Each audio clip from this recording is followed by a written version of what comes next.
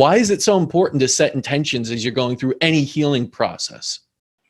Absolutely. And I'll start by saying I myself was a skeptic, even as a self-proclaimed hippie, who does yoga, I still, when I heard like these specific frequencies are supposed to induce these emotional states, like, okay, if, this is just our current society. If we can't see it, we're very much inclined not to believe it.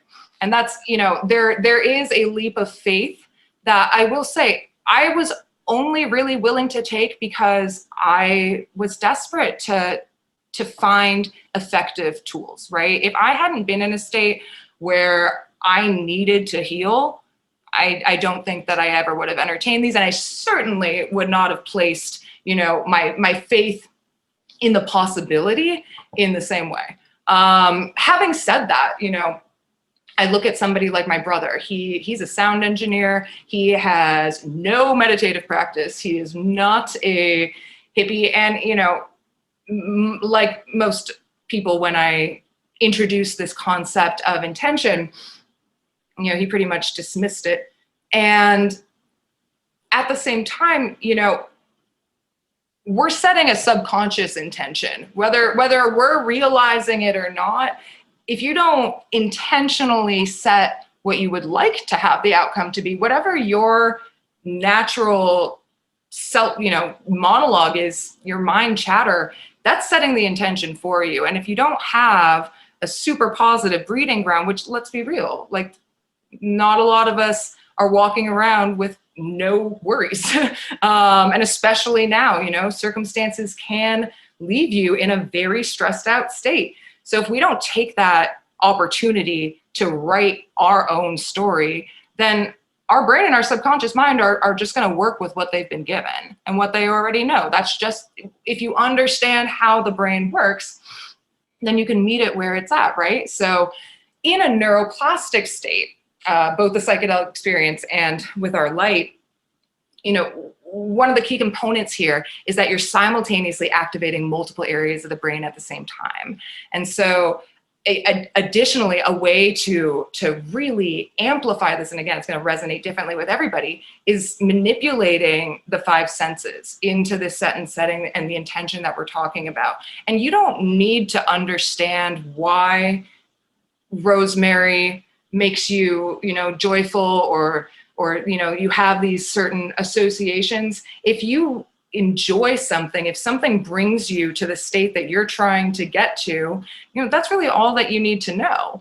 And then when we take these moments to prioritize ourselves and to be mindful, and even just in those quick moments of considering, if you're willing to look through a few different smells before your experience, for example, and decide which one you like best, even in those moments, you're having an internal monologue that you may not be registering, but all of it is information.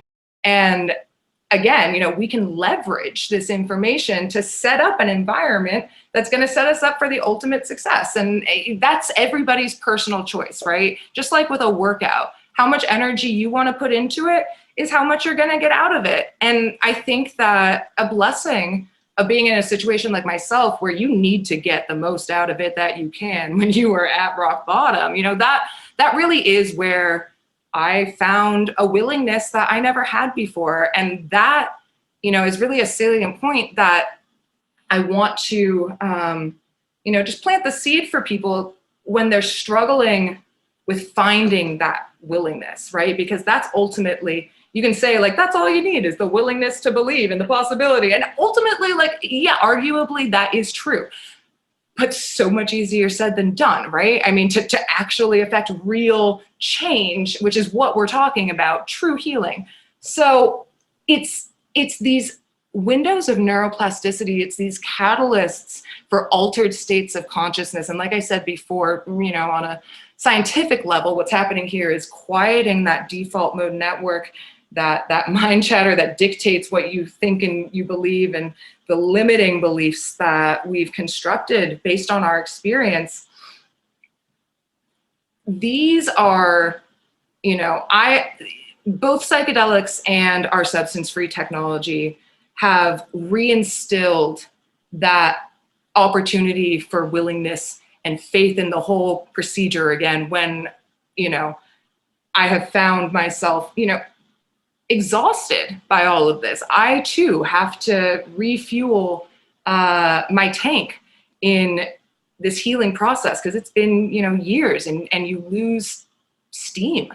And without these neuroplastic technologies, I don't know that I could just convince myself to just keep going, right? So I think that it provides an opportunity that people just really don't think is possible. And that's where, again, the promise of having this substance-free alternative for the 95% of people who wouldn't qualify currently for psychedelic therapy, for example, you know, it widens the spectrum of people that we can bring this same science to.